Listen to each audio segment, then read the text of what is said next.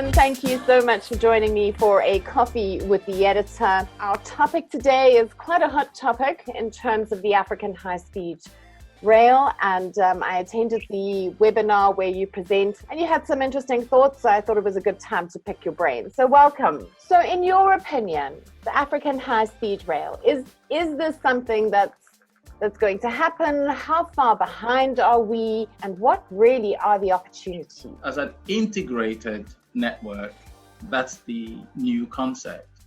But as a railway network, that's already been in development, albeit by the member states on an individual basis. It is going to happen. It's what shape or form it takes. Whether it will be a high-speed network, whether it would be a mix of speeds, and one that would evolve over time, is to be seen. What the AUDA intervention certainly suggests is that it be coordinated so that the outcome is more predictable, more coherent in terms of outcomes. With that in mind, where do you see some of the challenges? Because I think there is if we look at the big master plan that has been put out, some of those projects are still quite a way off in terms of development, I think. And what are the challenges that we're going to have going forward, mixing between high speed and normal speed? Because, you know, we're going to be moving both freight and people. We're going to have interoperability issues. Is this all going to be standard gauge? And then, you know, how do we deal with signaling and rolling stock moving across? I mean, there's quite a lot to consider. Yes, agreed. These are integration issues, and this is why it is imperative that you have a coordinator, an integrator, and that is the role that you really could ask the AU or NEPAD to perform here. Otherwise, the current situation where everybody is doing very much what they deem without the other parties knowing or being in the full picture certainly can create these interoperability problems in the future. Hence, the AUDA initiative is of great significance. So yes, it's all going to be standard gauge, that much we know. Then of course the technical issues going forward is when you start to talk about high speed, then you're talking about electrification. We know the state of infrastructure generally in Africa. Not everyone has regular power, and therefore that would be a challenge that would have to be overcome into the future. But the essential infrastructure, which is what type of gauge and whether it is able to be adapted for electrification into the future, are things that have to be resolved and will be resolved. They're easy to do. The integration and this whole network of connecting the African continent, I mean, this is really going to be driven by the African Continental Free Trade Agreements. What are your thoughts on that topic? It's new and it's very exciting. These are things that other continents have done, and so we're essentially playing catch up. But there are challenges. One is, you know, Africa is really of multiple continents, if you like, in terms of regional blocks, in terms of lingua. We have English speaking, French speaking with different cultures.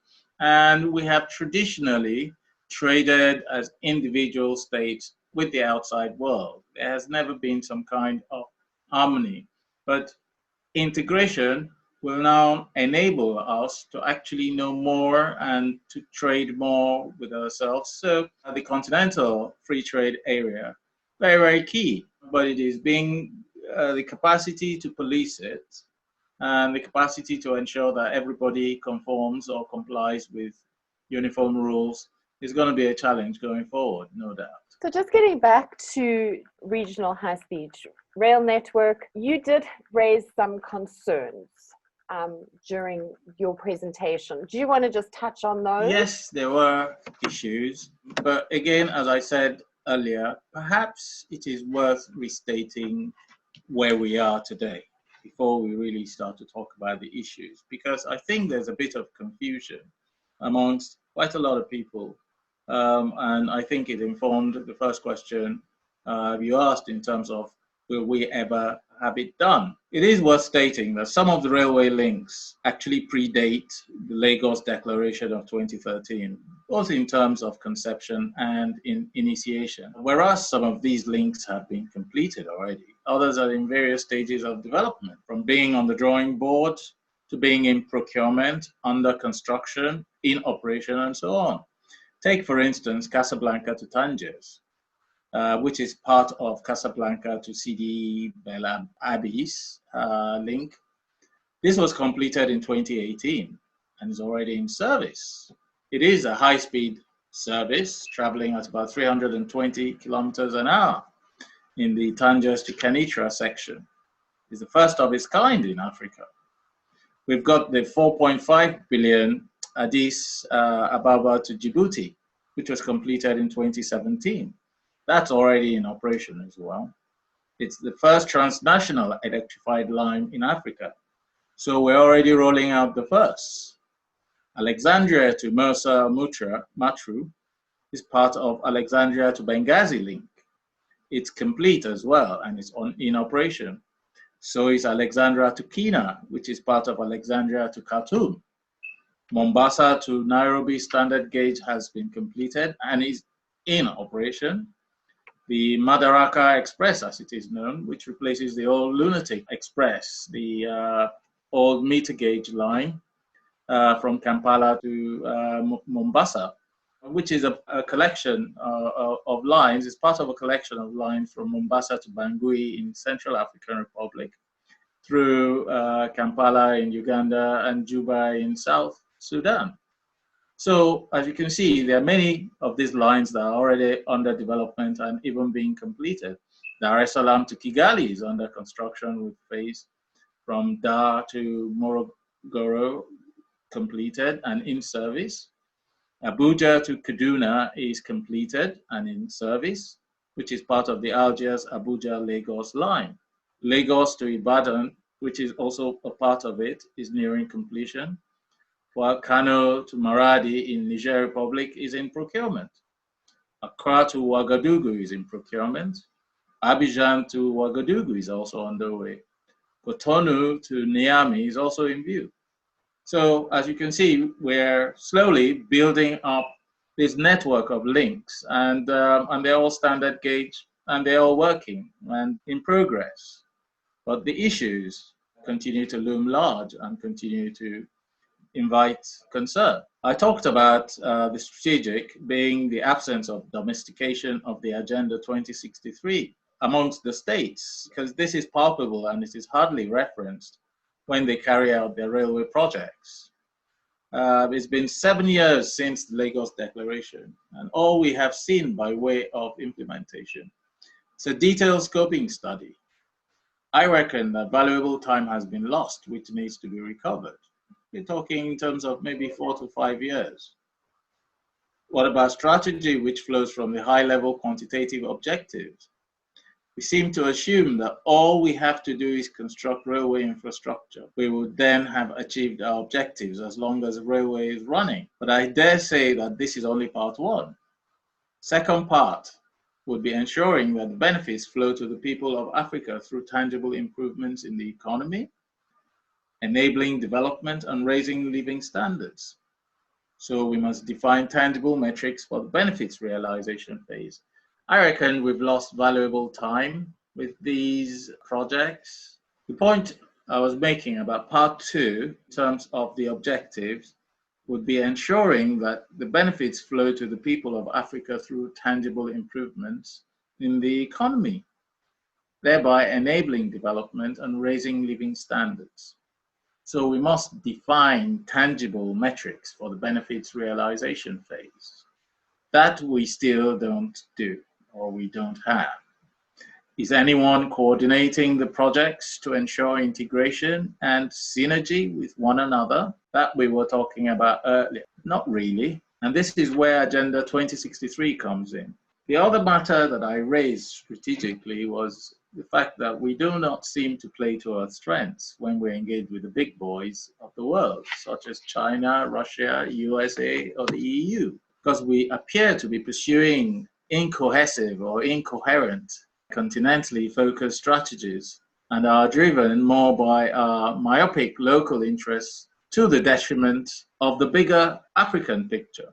I don't think that we have optimized our strengths at fora like FOCAC and Sochi or the UK AIS summits, for instance, and still are presented as these groveling Africans pandering to the whims of the rich masters without realizing our power and how much that they need us. Operationally, I ask the question or beg the question, how effective has our delivery been? Are our projects not consistently late? I raised the specter of the 4-year Lagos-Kano project in Nigeria, which is only 20% complete after 14 years.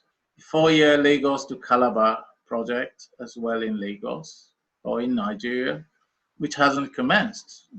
And we're in the 6th year already. Money not always being the problem, but more like political will. And I asked the other question about whether we've been upholding transparency and wholesome standards in our procurement. The government-to-government deals in particular, which are increasingly coming under focus, do not seem to be proving to be good value for money due to the lack of competition and the opacity in their consummation. And I named Kenya, Uganda, Djibouti, Ethiopia, Nigeria, amongst others, who have entered into some of these problematic government-to-government deals. Issues have arisen as well in terms of the conditions of these loans for infrastructure from China, and these have been rumbling across Africa. National assets are alleged to have been distrained in Zambia, for instance, and rumors of action in Kenya continue to raise these concerns. Those are some of the issues I've highlighted, and I don't know whether we can look at some options. What have you got to offer there? I've looked at 3. First is the one I've coined the no change option, which essentially means we do nothing. Well, not quite do nothing, because I have do nothing as another option. And I beg your pardon, I've actually got them in the slides the wrong way around. The no change is the first option, which means that we scrap any thought of an agenda, just carry on the way we are, everybody doing what they want or what they deem, and hope for the best. I'm not sure it's a sustainable option for us as a continent, as we will end up with greater incoherence. Second one should have been the do nothing, which is my null position, in the sense that we just let things run as we have scoped it in our Agenda 2063. The issue I've got with that is, well, it's a 30-year program, and seeing as we're already running behind, given a history of sloppiness and program slippages, we're unlikely to conclude it by 2043. And with time fast running out, who's to say how many of us will still be around in 2043 or beyond that to actually assess whether we've achieved our objectives or not? And that brings me to the final option, which is all change, fast track option, which is rather revolutionary in approach. Starts to beg the question, if we can do it in 30, why not 20? Could we rescope the 50,000 kilometers, for instance? Some of the lines may come under the domestic agenda of the states. Could we re-engineer this scope? What about our organization for delivery? Can we have a more assertive AU, the role of client and owner of the collective agreements of the states? The indicative program I have put forward is on this slide, but I'd first want us to consider the work breakdown, and maybe we'll come back quickly to look at it. The coordination of the delivery of the program is to be performed by the AUDA through program management teams. Program consisting of discrete projects, which really, to all intents and purposes, belong to the states, the member states of the AU, that is. But these projects could be PPP type, build, operate, and transfer, or build, own, operate, transfer, or just traditional procurements which could then be operated by state-owned enterprises.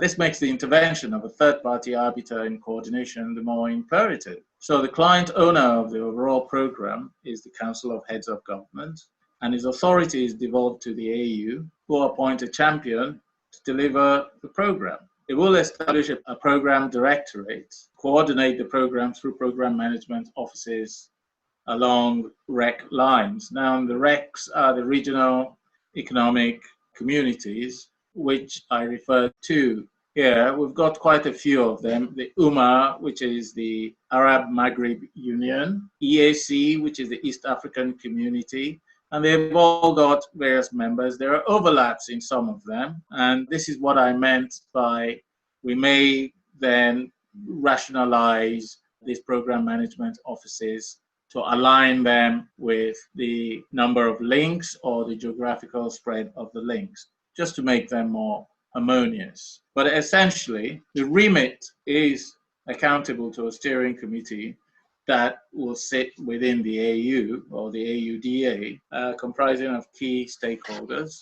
We have suggested 7 PMOs consistent with the RECs, but these we may rationalize upon closer review to 5 or 6, maybe even 4. PMOs themselves will be accountable to steering committees comprising of appropriate stakeholders, and these will be accountable to the overall program director.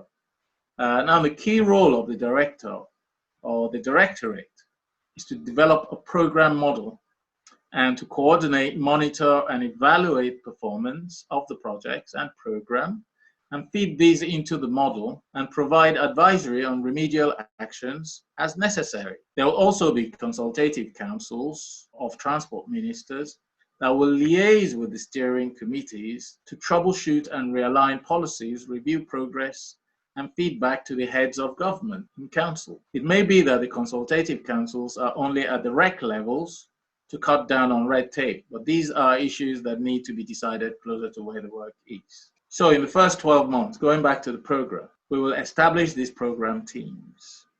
And if I may comment on this program takes into account the fact that we have continuing projects already. So we're putting together these program teams with a view to them reviewing and also coordinating projects that are already on stream, ongoing, or already in conception, or new ones that are still on the drawing board or haven't even been initiated. So it's a kind of a very fluid situation, but they are going to be harnessed into one whole, and that's the essence of a fast track. Now, the key remit is in program assurance. This is of the program management organization and stakeholder management. The program teams will also provide technical support and capacity building and advisory to the project teams, as they do not have this power of hire and fire because the projects don't belong to the AU. The projects belong to the states. The program management organization derives its influence, though less cohesive and more in persuasion, but with its upline influence through the consultative councils and the Council of Heads of Government, it may offer its sub-stick. Program directorate can then develop an outline program model. Call it sketch out the building blocks of the program, obviously and constantly in consultation with downstream project owners and project teams. But the appointment of the transaction advisors then becomes the next critical undertaking of the directorate. And these advisors will lend credibility that will attract credible supply chains to the program. And these are credible supply chains that will also enable the projects downstream. Because one of the key areas of support that most of these projects need is in terms of funding. It is attracting the funding from both the multilateral agencies and from the bilateral relations that exist between nation states and other countries. Joe Gatti of Ghana's procurement of the Eastern Line, for instance, standard gauge railway in Ghana, stands as a testament to how to conduct a credible process. And the outcome speaks for itself. The advisors will help with feasibility studies, technical advisory, and help with business modeling. They will also assist in supporting the states in project development, deal preparation, and the establishment of the institutional infrastructure, such as capacity building, advisory on multinational treaties, regulation, and sundry matters. The feasibility studies will inform the best procurement approach to adopt that will deliver an optimal product. It will also not be a one-size-fits-all, and there are likely to be different approaches for different lines. The key success factors will be clear and measurable goals. I touched on this during the NEPAD event, that we need these qualitative and quantitative metrics for benefits realization. This is after the project execution. Generally, and this is not only applicable in Africa, it's globally. The moment they cut the tape, a project is completed and everybody goes home. We forget that it is now time for us to realize benefits and for us to monitor the realization of those benefits. By the time you realize that the project isn't, or the program isn't delivering the objectives, it's perhaps too late many years down the line for you to take remedial action. Other key success factor is cohesive delivery teams, people who actually do the grunt work. And teams work best when there are clear lines of authority and single points of management responsibility. These assure optimal performance. A credible baseline goes without saying to enable proper and accurate measurement and control as you deliver. Effective stakeholder management, that's another important success factor. I say, blessed is he who knows his stakeholders, for he shall know bliss. He shall also know despair. Environmental sensitivity, balancing the needs of all the parties, and understanding that not everyone arrives at a conviction at the same time. Some need to be coaxed along gently. Risks. Well, there's no program without risks. Unforeseeable events are a key challenge each time. These range from the unforeseen, such as COVID-19, which is rampaging right now, and these have huge impact on costs and time. So many issues and projects have been held up because of the pandemic, and how they could be managed. It's a huge learning curve for us in terms of how we deal with this pandemic right now. Quality, you need clarity of specification, and the effectiveness of integration of so many parts. Scope creep, changing of scope for various reasons, especially nice to have, can blow the budget and cause problems. Organization needs to be cohesive and with a shared vision. Environmental issues, political, economic, sociological, and technological. Technology is changing so fast. How do you know when you've got a program of such duration, of such a lengthy duration, that the technology will not be obsolete by the time you achieve it? Notwithstanding, I always refer to my tree swing, because this encapsulates what everything is about. Until the value chain is appraised and abreast in terms of a unanimity, in terms of where they're going, in terms of what the vision is, all efforts may come to naught. And this slide speaks very much to that you can see what the consultant recommended on the one hand and contrasts with what the engineer designed, what purchasing ordered, what the vendor supplied, how the users ended up modifying it, and all that was wanted was just a simple tree swing that could swing. So the vision needs to be shared. Thank you so much, Philippa. Oh, my absolute pleasure. And it was so nice to have you take us and the audience of Railways Africa through. It is, I remember when this project was kind of first launched, by want of a better word, And I was really excited. And you know, we've kind of over the last couple of months, we've talked about new lines, you know, certainly in Namibia and all the test projects and the opportunity for South Africa to play quite a significant role in terms of manufacturing, and of course Zambia. And right now, I think with many economies struggling and obviously COVID and all the rest, I just want to see progress. I just want to see things happen. And I'm so tired of, like, you know, everybody goes, we've got a plan and we've got to do all these feasibilities. I understand. I really do understand their importance. But could we just start, you know, kind of getting everybody back to work? I mean, that would be first prize. Many have said, and I think it was Marcella as well from the Railroad Association, she said, we need to start looking at African solutions for African problems, or African solutions for African problems. We need to start making sure that our people are employed and have those jobs and opportunities. And we need to build supply chains locally within the continent that can do the maintenance, do the manufacturing, supply all the components.